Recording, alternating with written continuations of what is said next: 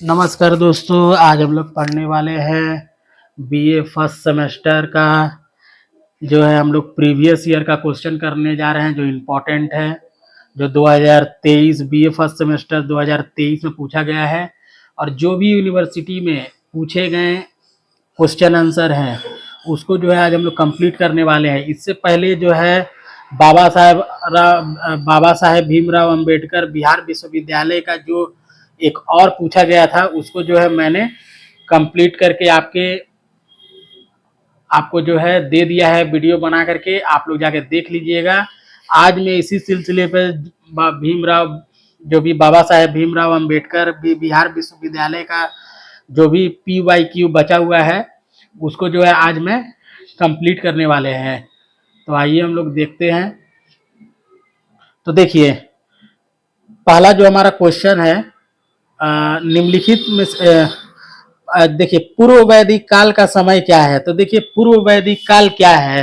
देखिए वैदिक काल जो है दो भागों में बटा हुआ था। पहला था हमारा एक पूर्व वैदिक काल, एक है हम लोग का उत्तर वैदिक काल। पूर्व वैदिक काल को हम लोग ऋग वैदिक काल भी कहते हैं। तो पूर्व वैदिक काल जो है उसका समय है कितना, 1500 से लेकर के 1000 ईस्वी पूर्व तक। ठीक है। उत्तर वैदिक काल का समय है 1000 ईस्वी पूर्व से लेकर के 600 ईस्वी पूर्व तक। ठीक है। तो पूर्व वैदिक काल का समय है 1500 ईस्वी पूर्व से लेकर के 1000 ईस्वी पूर्व तक और उत्तर वैदिक काल का समय है 1000 ईस्वी पूर्व से लेकर के 600 ईस्वी पूर्व तक। तो देखिए पूर्व वैदिक काल जो है यहाँ पे 1500 से ईस्वी पूर्व से लेकर के 1000 ईस्वी पूर्व तक, इसी में जो है ऋग्वेद की रचना हुई थी। ठीक है। इसलिए इस काल को हम लोग ऋग्वैदिक काल के भी नाम से जानते हैं। तो पूर्व वैदिक काल का समय क्या है, तो ऑप्शन ए हमारा सही हो जाएगा। 1500 ईस्वी पूर्व से लेकर के 1000 ईस्वी पूर्व तक, यह इसी में जो है ऋग्वेद की रचना हुई थी। और बच गए 4 वेदों में से ऋग्वेद जो है उसकी रचना 1500 ईस्वी पूर्व से लेकर के 1000 ईस्वी पूर्व तक हुई। और उसके बाद जो है बाकी के जितने भी है सामवेद, यजुर्वेद, अथर्ववेद, उसकी रचना जो है उत्तर वैदिक काल यानी कि 1000 ईस्वी पूर्व से लेकर के 600 ईस्वी पूर्व में होता है। ठीक है। यहीं पे है जो आरण्यक की रचना होती है, ब्राह्मण ग्रंथों की जो है रचना इसी 1000 ईस्वी पूर्व से लेकर 600 ईस्वी पूर्व यानी उत्तर वैदिक काल में होता है। ठीक है। ये जो है इसको हम लोग जो है उत्तर वैदिक काल यानी 1000 ईस्वी पूर्व से लेकर 600 ईस्वी पूर्व तक, इसी को हम लोग लोह युग के नाम से जानते हैं।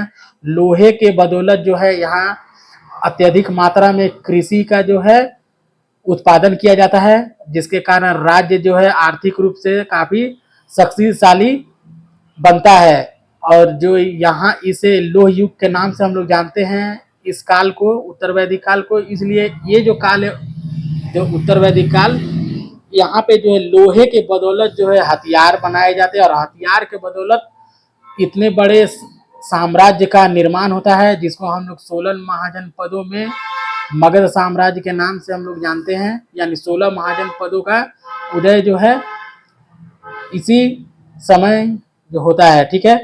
600 ईस्वी पूर्व के आसपास। ठीक है। इसी समय जो है लोहे का भी लोह युग के नाम से हम लोग जानते हैं। ठीक है। यहाँ तक क्लियर है। तो वैदिक काल को कौ भागों में बांटा गया, 2 भाग में। पूर्व वैदिक काल जिसका समय है 1500 ईस्वी पूर्व से लेकर 1000 ईस्वी पूर्व तक, और उत्तर वैदिक काल का समय है 1000 ईस्वी पूर्व से लेकर 600 ईस्वी पूर्व तक। ठीक है। यहाँ समझ में आया। यहाँ ऋग्वेद की रचना होती है इस काल में, इसीलिए इसे हम लोग पूर्व वैदिक काल या ऋग्वैदिक काल कहते हैं। यहाँ पे बाकी 3 वेदों की रचना होती है, ब्राह्मण ग्रंथ, आरण्यक की रचना होती है, और इसे हम लोग लोह युग के नाम से जानते हैं। यहाँ तक क्लियर है। उसके बाद देखिए ऋग्वेद में कितने मंडल हैं, तो ऑप्शन ए हमारा सही हो जाएगा, 10 मंडल है। ठीक है। 10 मंडल में कुछ मंडल इंपॉर्टेंट है, जैसे कि मंडल 3 जो तीसरा मंडल है उसमें जो है गायत्री मंत्र का उल्लेख मिलता है। किस मंडल में है जो गायत्री मंत्र का उल्लेख मिलता है, तो तीसरे मंडल में। ठीक है। यहाँ तक क्लियर है। 9वां मंडल जो है सोम देवता का उल्लेख है। 9वां मंडल में क्या है, सोम देवता का उल्लेख है। यहाँ तक क्लियर है। उसका 10वां मंडल में जो पुरुष सूक्त का वर्णन मिलता है। तो समझ में आया। 10 मंडल है। कितने मंडल है, 10 मंडल। तीसरे मंडल में है जो गायत्री मंत्र का उल्लेख है। ठीक है। 9वें मंडल में सोम देवता का उल्लेख है। 10वें मंडल में पुरुष सूक्त का वर्णन मिलता है। यहां तक क्लियर? ठीक है। उसके बाद देखिए, वेदांग की रचना, वेदांग कितने हैं इसको हम लोग जाने। वेदांग जो है हमारे 6 है। ठीक है। वेदांग कितने हैं? तो ऑप्शन बी हमारा हो जाएगा, वेदांग की संख्या 6 है। और वेदांग की रचना क्यों हुई? क्योंकि वेदों की जो भाषा है वो थोड़ी कठिन है, यानी कि वेदों को समझने के लिए वेदांग की रचना होती है। ठीक है। वेदांग जो हमारे 6 हैं, और वो 6 कौन है? तो पहला हो जाएगा शिक्षा, दूसरा कल्प, तीसरा व्याकरण, ठीक है, चौथा हो जाएगा हमारा ज्योतिष, पांचवा हो जाएगा छंद, और छठा हो जाएगा निरुक्त। ठीक है। यहां तक समझ में आ गया? वैसे भी मैं कई बार मैं बता दिया हूँ, जो यूनिट वाइज जो हमारा, जो मैंने यूनिट वाइज एमसीक्यू करवाया है उसमें आप लोग जाकर देख लीजिएगा, मैंने बता दिया है। ठीक है। जो मैं बता रहा हूँ वो अच्छे से कर लीजिएगा तो आपका जो है बीए फर्स्ट सेमेस्टर में अच्छा अंक प्राप्त होने में बिल्कुल मदद होगा आपका। आप जाकर के एक बार वीडियो को अच्छे से देखिएगा। ये तो मैं PYQ करा दे रहा हूँ, उसके बाद लॉन्ग क्वेश्चन भी अच्छे से समझा से करा दूंगा, दिक्कत नहीं होगा आपको, आसानी से सारा फर्स्ट सेमेस्टर कंप्लीट हो जाएगा। ठीक है। हीनयान का संबंध किससे है? तो हीनयान का संबंध बौद्ध धर्म से है। बौद्ध धर्म 2 भागों में बटा हुआ था, एक महायान, एक हीनयान, दूसरा महायान। ठीक है। तो हीनयान का संबंध बौद्ध, ऑप्शन बी हमारा सही। महावीर का जो है वास्तविक नाम क्या है? महावीर का जो है वास्तविक नाम जो है वर्धमान है। ठीक है। यहां तक क्लियर है? उसके बाद देखिए, अर्थशास्त्र के लेखक कौन है? अर्थशास्त्र के लेखक जो है चाणक्य, विष्णुगुप्त, एक ही नाम है, चाणक्य हो या विष्णुगुप्त या कौटिल्य, एक ही चीज है। तो चाणक्य ने जो है अर्थशास्त्र का जो है लेखक है, अर्थशास्त्र इन्होंने लिखा है। उसके बाद देखिए, पाणिनि ने जो है अष्टाध्यायी की रचना की है। महाभारत की रचना वेद व्यास ने की है। ठीक है। तो अर्थशास्त्र के लेखक जो है चाणक्य जी है। और यही जो है, जो मौर्य साम्राज्य में एक शक्तिशाली शासक है चंद्रगुप्त मौर्य, उसके गुरु भी है। ठीक है। चाणक्य जी, उसके बदौलत जो है चंद्रगुप्त मौर्य ने अखंड भारत की रचना की, मैंने अखंड भारत को अखंड भारत बनाया। उसके बाद देखिए, मौर्य वंश का संस्थापक कौन है? तो मौर्य वंश का संस्थापक है चंद्रगुप्त मौर्य। ठीक है। उसके बाद देखिए, अशोक कौन है? अशोक भी जो है मौर्य वंश का जो है शासक है। बिंदुसार भी है मौर्य साम्राज्य का एक शासक है। चाणक्य कौन है? तो चाणक्य जो है चंद्रगुप्त मौर्य के गुरु है। ठीक है।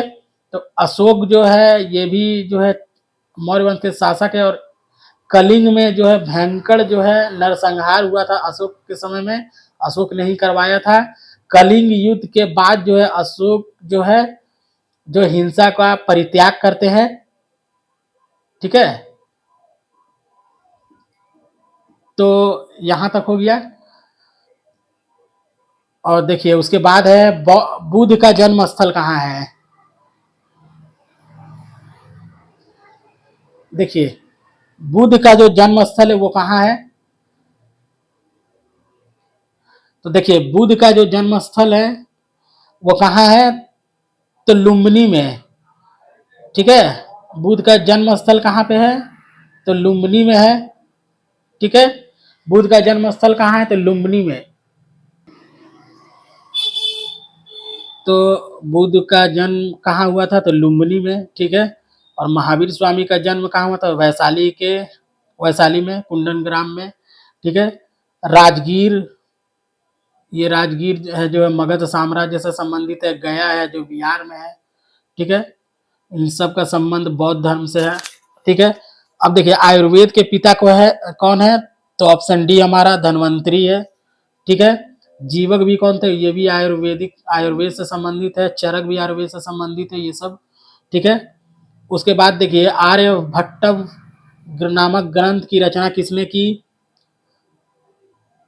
तो देखिए, आर्यभट्टम जो नामक जो ग्रंथ की रचना जो है आर्यभट्ट के द्वारा की है। तो ऑप्शन सी हमारा सही हो जाएगा। ठीक है। तो दोस्तों आशा करते हैं कि ये वाले वीडियो भी जो है आपको समझ में आए हैं। हम फिर मिलते हैं तब एक नए वीडियो के साथ। अगर आप वीडियो अच्छा लगा है तो प्लीज़ चैनल को जो है सब्सक्राइब कर लीजिएगा, ताकि आने वाले आगामी जो भी परीक्षाएं हैं बीए फर्स्ट सेमेस्टर से, उसमें जो है आपको बहुत मदद मिल सके। ठीक है, तो मिलते हैं हम लोग नए वीडियो के साथ। तब तक के लिए धन्यवाद।